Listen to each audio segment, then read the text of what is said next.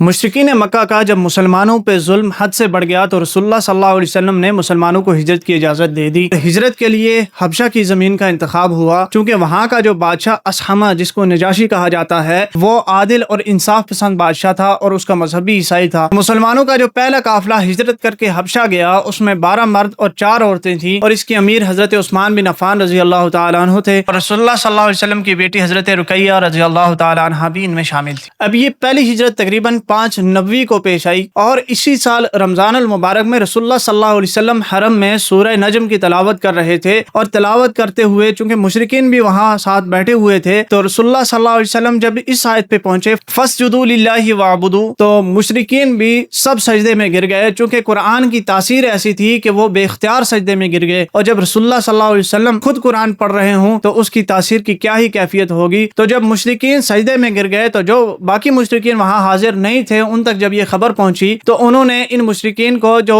رسول اللہ کا قرآن سن کے سجدے میں گر گئے تھے ان کو آر دلائے کہ تم نے اپنے آبا کا دین چھوڑ دیا ہے، تو انہوں نے واپس جھوٹ بنایا کہ رسول اللہ نے معاذ اللہ ہمارے بتوں کی تعریف کی جس کی وجہ سے ہم سجدے میں گر گئے۔ اب یہ خبر پھیلتی ہوئی کہ مشرکین مسلمان ہو گئے ہیں، کسی طرح حبشہ پہنچ گئی، اور جو مسلمان مکہ سے ہجرت کر کے حبشہ گئے تھے وہ پھر دوبارہ مکہ کی طرف لوٹ آئے، چونکہ مشرکین مسلمان ہو چکے ہیں تو ہمیں اب کوئی تکلیف دینے والا نہیں ہے۔ جب مکہ کے قریب پہنچے تو انہیں یہ خبر ہوئی کہ حالات اس طرح کی نہیں ہیں اور یہ خبر درست نہیں تھی۔ بعض لوگ دوبارہ حبشہ کی طرف چلے گئے اور بعض مکہ میں کچھ لوگوں کے پاس پناہ لے کے رہنے لگے۔ اب مشرکین جن کو پہلے ہی غصہ تھا کہ یہ ہم سے بچ کے نکل گئے ہیں اور حبشہ کی طرف چلے گئے ہیں، انہوں نے دوبارہ مسلمانوں کے اوپر پہلے سے زیادہ ظلم کرنا شروع کر دیا، تو رسول اللہ صلی اللہ علیہ وسلم نے دوبارہ مسلمانوں کو ہجرت کی اجازت دے دی، اور دوسرا جو قافلہ جو پہلے قافلے سے بڑا تھا جس میں تقریباً 80 سے زائد مرد اور 18 کے قریب عورتیں تھیں، وہ حبشہ کی طرف روانہ ہوا اور مشرکین مکہ سے بچتے ہوئے آخرکار حبشہ جا پہنچا۔ اب جب مشرکین کو پتہ چلا کہ مسلمان حبشہ کی طرف ہجرت کر چکے ہیں اور وہاں جا کے سکون سے رہ رہے ہیں، مشرکین مکہ کے لیے یہ بات ناقابل برداشت تھی کہ مسلمان کسی سرزمین پہ جا کے سکون کا سانس لے سکیں، تو انہوں نے 2 بندوں کو تحائف دے کے نجاشی کے پاس بھیجا کہ آپ نجاشی کے پاس جاؤ اور اس سے کہو کہ ان لوگوں کو دوبارہ ہماری طرف بھیج دے۔ اب جب یہ لوگ گئے اور نجاشی کے سامنے انہوں نے تحائف رکھے اور یہ کہا کہ جو لوگ آپ کی سرزمین پہ ہجرت کر کے آئے ہیں وہ دراصل اپنے دین سے غداری کرتے ہوئے، اپنے لوگوں سے غداری کرتے ہوئے آئے ہیں، اس لیے آپ ان کو دوبارہ مکہ کی طرف لوٹائیں۔ اب نجاشی نے دوسرے گروہ کو یعنی مہاجرین کو بلایا۔ مہاجرین میں حضرت جعفر طیار رضی اللہ تعالیٰ عنہ نے نجاشی کے سامنے اپنی بات رکھی اور بڑے فصیح و بلیغ انداز میں رکھی، اور اپنی دور جہالت کی ساری جو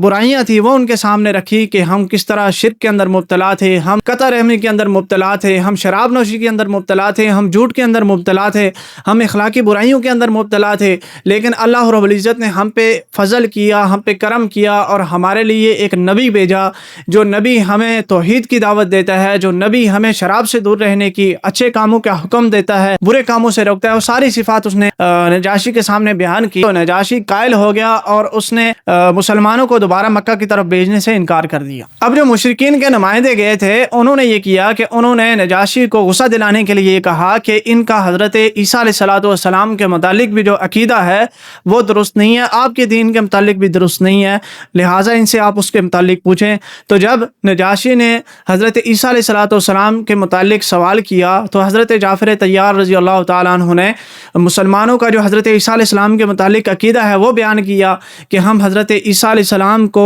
اللہ کا برگزیدہ نبی مانتے ہیں، ہم ان کو اللہ کا بیٹا یا اللہ نہیں مانتے۔ اور اسی طرح سورہ مریم کی آیات جب اس نجاشی کے سامنے حضرت جعفر طیار رضی اللہ تعالیٰ عنہ نے تلاوت فرمائی تو وہ رونے لگا اور اپنے تخت سے اتر کے زمین سے ایک تنکا اٹھا کے یہ کہا کہ واللہ مریم کے بیٹے کی جو شان آپ نے بیان کی ہے نہ اس سے ایک تنکا کم ہے نہ اس سے ایک تنکا بڑھ کر۔ اور نجاشی نے وہاں پہ مسلمانوں کو رہنے کے لیے اجازت دے دی۔ اب مشرکین وہاں سے رسوا ہو کے جب مکہ میں آئے اور مشرکین مکہ کو سرداروں کو یہ بات بتائی تو سرداران نے اس کے بعد یہ کیا کہ حضرت ابو طالب کے پاس گئے، انہیں دھمکی دی کہ ہم آپ کے خلاف جنگ کریں گے، آپ کا بھتیجا ہمارے آبا و اجداد کے دین کے بارے میں برا بھلا کہتا ہے، ہمارے درمیان تفریق ڈالتا ہے اور معاذ اللہ بہت ساری ایسی باتیں گی۔ تو حضرت ابو طالب آپ صلی اللہ علیہ وسلم کے سامنے گئے اور آپ صلی اللہ علیہ وسلم سے یہ کہا کہ میرے بھتیجے مجھ پہ بوجھ بہت زیادہ بڑھ گیا ہے، آپ کے متعلق مشرکین یہ کہہ رہے ہیں۔ تو رسول اللہ صلی اللہ علیہ وسلم کی آنکھوں میں آنسو آ گئے،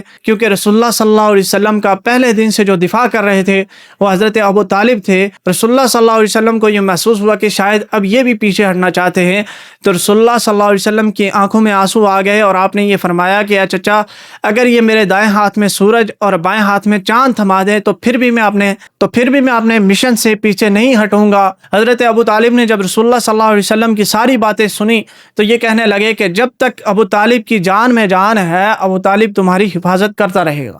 جب مشرکین کو یہاں سے بھی جواب مل گیا تو ان نے رسول اللہ صلی اللہ علیہ وسلم کے اوپر مزید مظالم کرنا شروع کر دیے، حتیٰ کہ ابو جہل نے ایک دفعہ رسول اللہ صلی اللہ علیہ وسلم کو پتھر مارا، جس کی وجہ سے آپ صلی اللہ علیہ وسلم زخمی ہو گئے، آپ کا خون نکلنا شروع ہو گیا۔ اس موقع پہ حضرت حمزہ رضی اللہ تعالیٰ عنہ شکار سے واپس لوٹ رہے تھے تو ایک لونڈی نے حضرت حمزہ کو بتایا کہ آپ کے بھتیجے کے ساتھ ابو جہل نے یہ کیا ہے۔ تو حضرت حمزہ غصے میں گئے، ابو جہل کے پاس گئے اور اپنی کمان سے ابو جہل کے سر پہ مارا اور اس کا سر پھوڑ دیا، اور یہ کہا کہ تم میرے بھتیجے کو جس وجہ سے تکلیف دیتے ہو میں بھی اسی دین کے اوپر آ گیا ہوں، میں بھی رسول اللہ صلی اللہ علیہ وسلم کے ساتھ کھڑا ہو گیا ہوں۔ شروع میں تو حمیت میں آپ نے یہ کہا، لیکن آپ نے صدق دل سے اسلام قبول کر لیا۔ اب حضرت حمزہ کے اسلام قبول کرنے کے بعد مشرکین پہ مزید رعب اور پریشر بڑھ گیا۔ پھر کچھ ہی دنوں بعد حضرت عمر رضی اللہ تعالیٰ عنہ کے اسلام لانے کا جو مشہور واقعہ ہے وہ بھی اسلام لے آئے، اور اسلام لانے کے بعد وہ ابو جہل کے دروازے پہ گئے کہ یہ اسلام کا سب سے بڑا دشمن ہے، اور اعلانیہ طور پہ اسے بتایا کہ میں بھی محمد رسول اللہ صلی اللہ علیہ وسلم کا کلمہ پڑھ چکا ہوں۔ اور حضرت حمزہ اور حضرت عمر رضی اللہ تعالیٰ عنہ کے اسلام لانے کے بعد پہلی دفعہ مسلمان اعلانیہ طور پہ عبادت کے لیے نکلے، دو صفوں کی صورت میں، ایک کی قیادت حضرت عمر فاروق رضی اللہ تعالیٰ عنہ کر رہے تھے اور دوسرے کی قیادت حضرت حمزہ کر رہے تھے، اور حرم میں داخل ہوئے، حرم میں طواف کیا اور نماز ادا کی۔ جب مشرکین مکہ نے دیکھا کہ اب معاملات ہمارے کنٹرول میں نہیں رہے اور ابو طالب بھی ان کا دفاع کر رہے ہیں، تو انہوں نے ایک معاہدہ کیا، تمام قبائل نے مل کے یہ معاہدہ کیا کہ بنو ہاشم اور بنو عبد المطلب کے ساتھ نہ کوئی کھائے گا پیے گا، نہ کوئی رشتہ داری کرے گا، نہ ان کے ساتھ خرید و فروخت کرے اور نہ ہی ان کے ساتھ اٹھنا بیٹھنا ہوگا۔ تو شیب ابی طالب میں بنو عبد المطلب رسول اللہ صلی اللہ علیہ وسلم کا جو خاندان ہے وہ محصور ہو کے رہ گیا۔ تقریباً 3 سال تک رسول اللہ صلی اللہ علیہ وسلم کے خاندان نے اس گھاٹی میں گزارے، صرف جو حرمت والے مہینے ہوتے تھے اس میں نکلتے، تجارت کرتے اور کچھ چیزیں لے جایا کرتے تھے، وہ بھی بہت مہنگے داموں میں۔ حتیٰ کہ اس گھاٹی میں حالات اتنے خراب ہو گئے تھے کہ رسول اللہ کا خاندان پتے اور جو جانور کے چمڑے ہیں یہ کھانے تک مجبور ہو گئے تھے۔ اب 3 سال بعد تقریباً، چونکہ شروع سے ہی قریش کے اندر بھی کچھ لوگ ایسے تھے جو اس معاہدے سے ناخوش تھے، انہوں نے یہ ارادہ کیا کہ اس معاہدے کو ختم کر دیا جائے، اور اسی بحث میں وہ لگے تھے کہ حضرت ابو طالب نے یہ کہا کہ تم لوگوں نے جو معاہدہ کر کے کعبہ کے ساتھ لٹکایا تھا اس معاہدے کو دیمک نے کھا لیا ہے، اور وہاں سوائے اللہ کے نام کے کچھ بھی باقی نہیں رہا، اور مجھے میرے بھتیجے نے یہ خبر دی ہے، اگر یہ خبر درست نہ ہوئی تو میں بھی اپنے بھتیجے کا ساتھ چھوڑ دوں گا۔ جب مشرکین نے جا کے اس معاہدے کو دیکھا تو واقعتاً